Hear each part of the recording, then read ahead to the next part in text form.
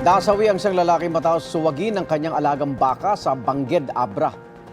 Sa Masinggal, Ilocos Sur naman, hinampas ng isang lalaki ang isang pusa na sanhi ng pagkamatay nito.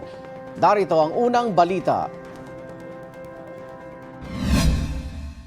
Kita sa CCTV footage ang isang lalaking may hawak na kahoy sa public market sa Magsingal, Ilocos Sur.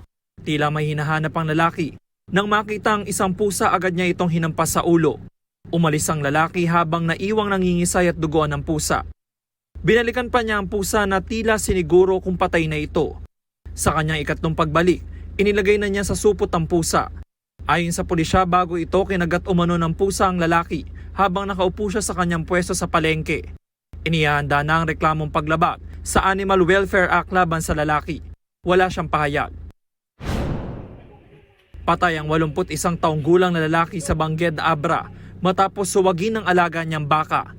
Kinilala ang biktima na si Julio Bilguera.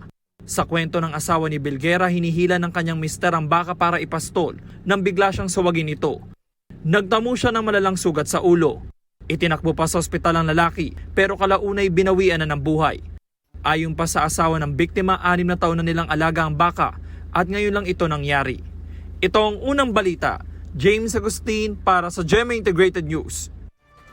Igan, mauna ka sa mga balita. Mag-subscribe sa GMA Integrated News sa YouTube. Sa mga kapuso abroad, subaybayan nyo kami sa GMA Pinoy TV at sa www.gmanews.tv.